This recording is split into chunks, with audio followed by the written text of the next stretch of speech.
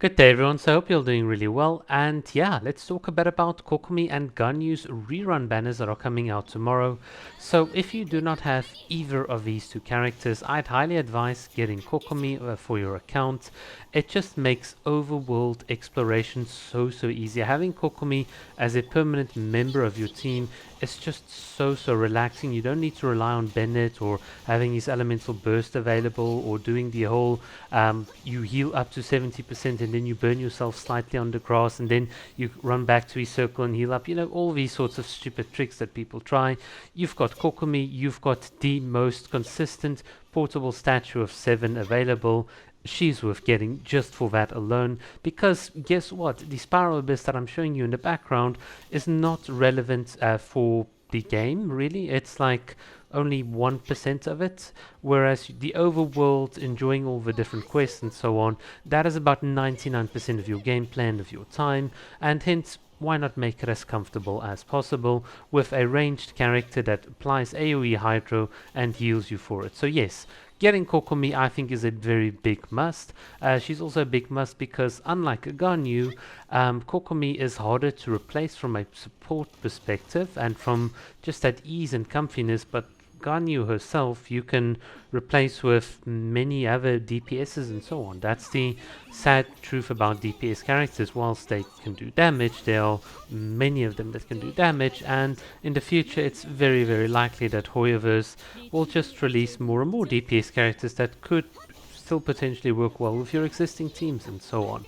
But with all that said, if you do not have Ayaka or Ganyu, it is perhaps recommended to get Ganyu. She works perfectly well in sort of freeze teams and so on, melt teams.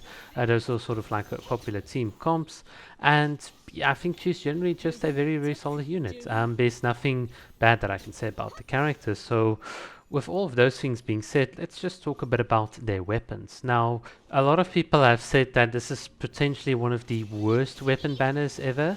Now, let me just give you a bit of a reality check on that.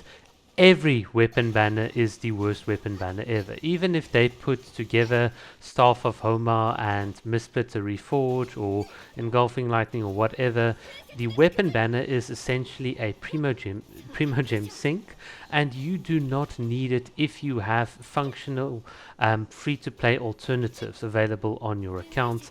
For those of you that have seen my sort of series, I've done this a couple of times already, but we've cleared the Spiral Abyss with 4-star characters and 4-star weapons only, and we've done it I think with still like a reasonable amount of time left on the clock. The point being, you don't really need that extra bit of damage, but assuming that you do want it, is the Amos bow worth it, considering that you can also get it from the standard banner? Well, this is where I think a lot of people are disingenuous when they say stuff like that, because the standard banner has such low odds of you getting the very specific thing that you want, in that I honestly think that you're better off just straight out just purchasing the Amos bow if you really want it, than trying to see if you can eventually get an R3 Amos bow from a standard banner as an F2P. It's just mathematically unlikely. But if you want to play the odds, like, go ahead. Everyone always loves playing the odds. The other thing is, some people have said that the Amos bow itself is not Ganyu's best in slot, because in free team you can use Aqua Simulacra, or I think in melt teams you can use Hunter's Path or whatever. And I can get the arguments for it, but at the end of the day, my feeling with these weapons are, well, A, that you should never go for them, but B, if you want to complete Ganyu as a character, you really love Ganyu as a character, you've been playing with her for a long time, and you haven't really gotten the weapon, and you want a weapon that can generally work in most circumstances, get your Amos bow. There's really nothing that bad to it, but if you do have functional alternatives, do stick to those alternatives. For me, when people say that you can get it from the standard banner, that's just from a statistical perspective not a good argument. When people say it's not a best in slot weapon, well, getting other 5-star weapons to now be valid and viable as her best in slot weapon is also kind of anti-F2P, which defeats the point of that argument, especially from the people that have made it, so mind you.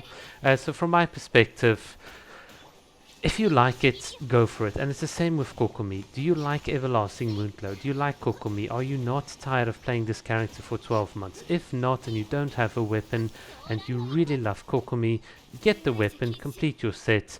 Functionally, you're not going to get much more out than you would from using free-to-play weapons. It's not going to change your life. You're not going to win the lottery in any case. But if you do like the aesthetics, if it's something that you're doing more out of passion, you can spend some of your primo gems and so on. If you're an F2P, always have a couple of primo gems in reserve for a purpose like this. And if you really want to spend money, well, don't do it, but seriously, if it's in your budget, you're not going to watch Netflix anymore, you've saved up, reserved, well, you can do whatever you want. You're probably, most likely, if you're watching this, you're an adult, so it is up to you.